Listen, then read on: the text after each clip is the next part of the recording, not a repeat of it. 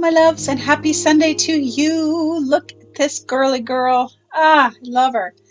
So today I'm starting on an 8x10 MDF board, and I'm using all kinds of vintage papers, and a couple of those, one of those at least, will be in the resource library for free, and I'll show you which one in just a minute. But I am starting out by putting my matte medium down. This matte medium is by Deco Art Media. And all of these papers, I believe, are part of collage packs in the shop. And if I can remember that, I'll try to link them on the blog. So I'm putting all my papers down with my matte medium. And all of the supplies will be listed on the blog, and there will be a link to it down below in the description box, in the YouTube description box. And I hope you check those out. And I'll have links to my supplies and all that good stuff. So, so far, all of these are part of a collage pack. That girl, I'll try to include that in the resource library as well. So now that I've got everything down and dried, I'm working with super heavy gesso. It is delightful, and I have just begun to explore it. But I really wanted some really good texture on this, and so I'm using my square palette knife and putting it down and then really scraping it back because I really wanted to have those vintage papers show through. I didn't want to completely cover them up. So I'm pulling it back quite a bit, but the texture is delightful. So much goodness. And so I wanted the skirt for this gal to really have some texture and some definition. And so I'm using that super heavy gesso to do that. And I'm just trying to figure out her placement here and make sure she is in the right spot. So now that everything's down and dry, I am going to use a wash of raw umber. And a wash is just basically your watered down paint. And I'm using fluid acrylic because I've said this before, fluid acrylic is highly pigmented, and when you do a wash or anything like that, it stays really true to its color. So I did raw umber first, and now I'm using some yellow oxide because I really wanted it to be vintage looking. And I wanted to keep the skirt separate and really white so that all of the detail that I was going to put on the skirt shows up. So those wings are a collage pack as well. And so I hope you can grab some of the collage packs if you need some vintage papers and download them and use them. And so I'm using some of that heavy gesso, super heavy gesso, and just now filling in some of those parts and recreating again some of that definition. So this is my flower silhouette 2 stencil, I believe. Again, it'll all be listed on the blog. And I'm using a neutral gray acrylic paint, which is by Liquitex. It's a heavier body paint because I'm stenciling and I want my stenciled patterns to really be crisp. So I switched to a heavier body paint. And I'm just building up some layers, and I've used a couple of the flower silhouette stencils there. This is the pattern 6 stencil, and again they'll be listed as well. And I'm using the gray, and I've also got kind of a skin tone, kind of a coral color happening. I wanted it to be soft, and yet I still wanted some color. And then I did bring in some bolder color later as well.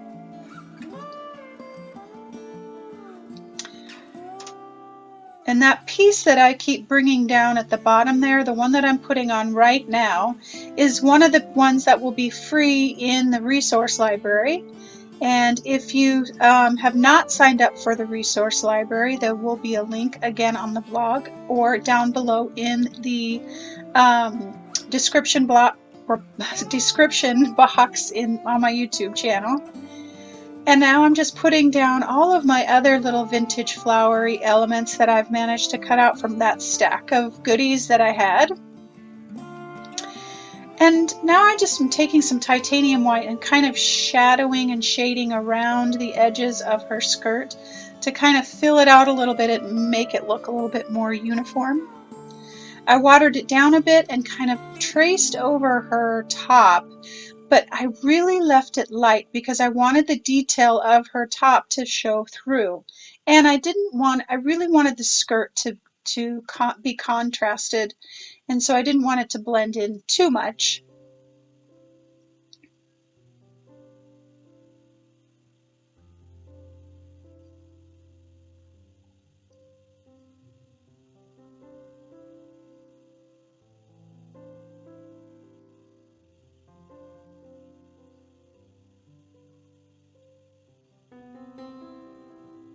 So now I want to start pulling everything together and adding some painterly strokes, brush strokes, filling in stems, some leaves, to really make this bottom piece kind of cohesive. I've got a lot of different vintage paper cutouts, but I wanted it all to kind of blend together. So I'm just freehanding some little tiny leaves and different things like that, filling in some empty spaces, drawing in some stems, and I'm using a combination of, I went back to my fluid acrylic, and I'm using sap green and cobalt turquoise to kind of bring in some of that turquoise from those butterfly wings. And the reason that I do that is so that I keep consistency on the piece, and I keep the eye moving. You're bringing the color down from up on the wings, and it makes the viewer notice things and keeps the eye moving.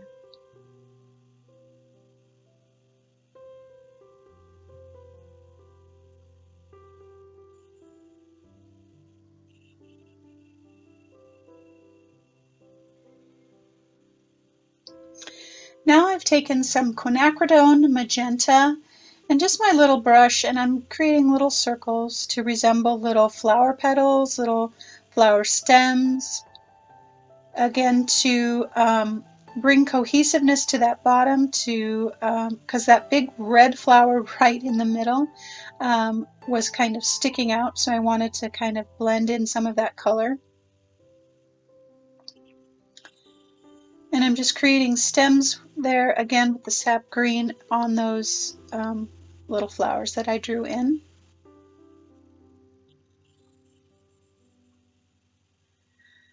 So now the magic begins, and I start to do my shading with my charcoal pencil, and I'm just going around all of the edges, her dress, her arms, the wings, her face, her head. I'll even draw in the detail of her arm. And I'll also come back in and go around some of the stems and the leaves. I will do some shading around the flowers in her skirt. I will also draw in freehand just some sketchy vines and things like that, and fill in the leaves with the black charcoal. But I'm making sure to create some shadow and some shading under her wings there where there might naturally be some, or where things connect or intersect. I will create some shadow there as well.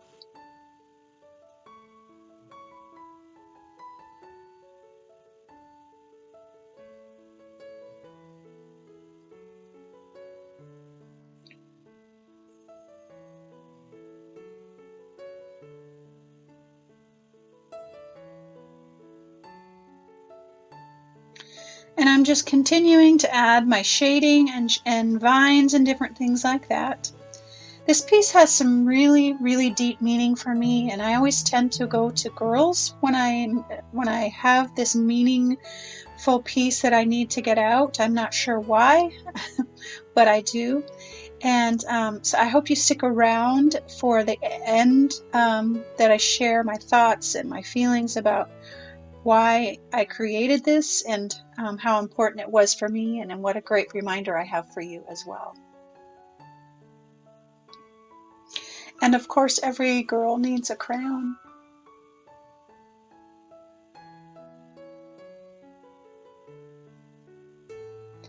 So now I'm doing my charcoal around the edges, because it blocks it in for me. This is how I visually create. It blocks it in for me, and it helps me see what I need, what balance I need, what other elements I might need. And so that's why I do that. I have printed out my quote on just regular copy paper and cut it out and put it down. And because the background was white, I didn't do any shade, any like antiquing or shading around it. I will with my charcoal pencil, but it fit just the way that it was. So it needed something else around the edges to, again, keep the eye moving and add interest. It was looking a little bland, for me anyway. And so I grabbed my vintage postage stencil and worked in a triangle like I talk about that I do when I'm trying to visually create balance on a piece.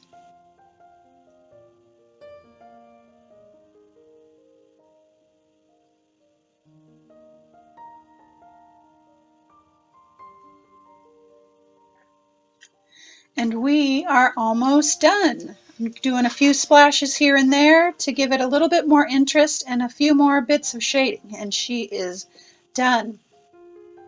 So I hope you enjoyed this video, and if you did, give it a like and a comment, ask any questions, and I do try to get back to you if you have questions. But thanks for watching, and do stick around for the end and for the meaning, and I hope you have a wonderful Sunday.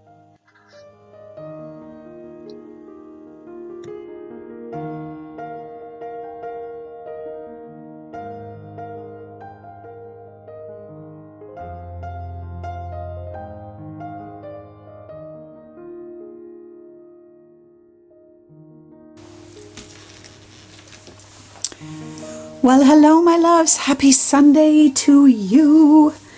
So, look, this has a lot of meaning, and I always go to a girl when I'm really, I don't know why that is. I think we have our homes that we go to when we're creating, and when I'm feeling deep emotion or different things like that, I always somehow create a girl. So, but yeah, so I went over everything in the video. I do want to remind you that this flower piece down here, I don't think I have any of it left. This flower piece down here is going to be free in the resource library, so you can download that and use that however you want. And these are all part of collage packs. And went over the stencils that I used. So yeah, so this says, do what you can, where you are, with what you have. And so over the last, well, probably a month now, I've just been struggling with motivation and finding time to create, and it's been, you know, it was just the holiday. I mean, everybody I know was dealing with some type of that, some type of overwhelm a little bit within the holiday season. Not terrible, but it just, I was tired and I was having a hard time feeling motivated about much of anything, to be honest. And so then in the midst of this, I was having my regular checkup, like mammogram, all that kind of stuff, and they found a lump.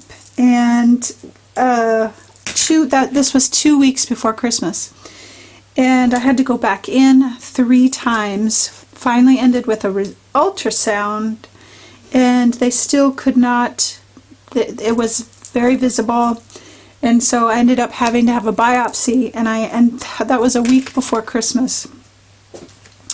And that was fun. Oh my gosh, yuck. Anyway, so long story short, everything is fine. The lump was benign and all of that. Praise God for that. And but the journey of this piece and kind of some reminders that I needed to have for myself happened in that 2-week period where I was given this diagnosis, and it was like time stopped. Time slowed down, and I still had to work, and I still had to create, and I still had to do all of these things, and I was like walking through mud. And I didn't call anybody, I didn't tell anybody, I didn't I didn't tell my kids, and was going to call a friend and didn't, because I thought, I don't want to worry anybody. It might not be anything, and if it is anything, then we can all talk about it once I find out for sure. And I really put up my armor when this happened, and I was just trying to be brave, and I didn't express much emotion to my husband because I knew he was nervous about everything, and I just was trying to carry it all on my own. And I took a yoga, let's see, where it was like right before the surgery, I went to yoga. And I sat down on my mat, and this is why I love yoga, and I've got great instructors. But the instructor said, this is your time, and they always say something like that. But then he said, this is your space. This is where you can stop and breathe. This is where you don't have to be brave. And I was just like, okay, he's talking to me. You don't have to be brave. You don't have to be anything but you. And your practice, our practice, your yoga practice is your own. It's your own journey. And the floodgates just opened up, and I did my yoga the entire hour sobbing. And he kept coming over to me, making sure I was okay, and I explained to him after class was over, what the deal was. But it was like, I was suddenly reminded that, I always want to encourage you to be brave and go for it and make your dreams happen and all of those kinds of things.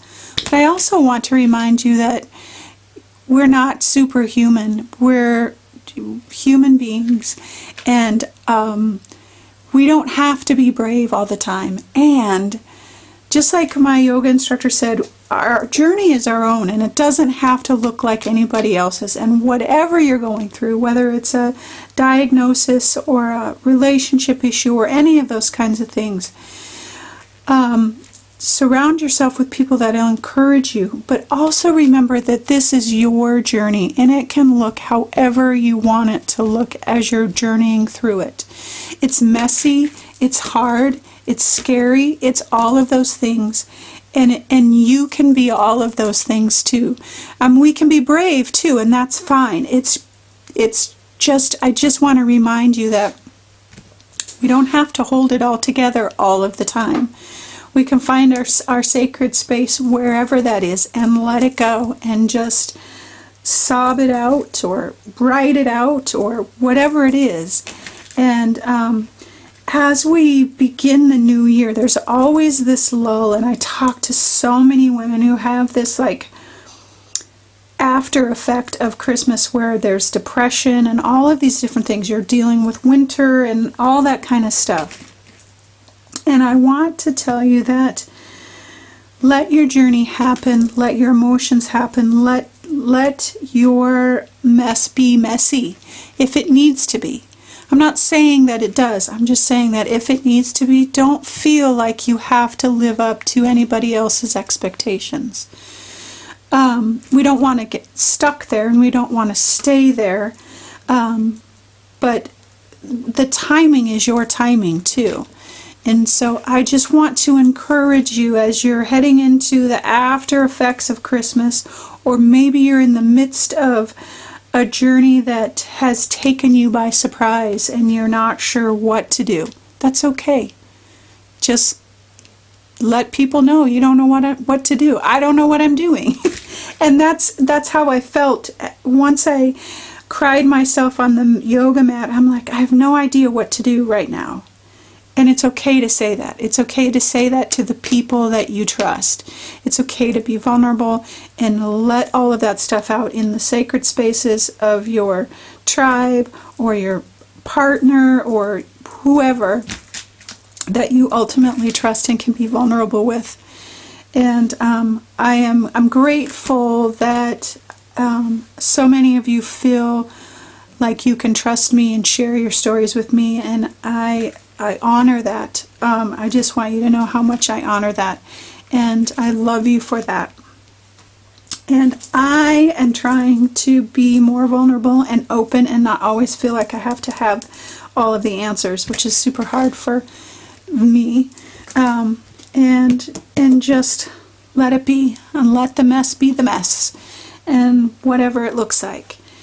So loves, I hope your Sunday is restful and awesome and all of those things. But if it needs to be messy, let it be messy. If you need to cry it out today, cry it out today. And find someone that you love and trust to share that journey with you.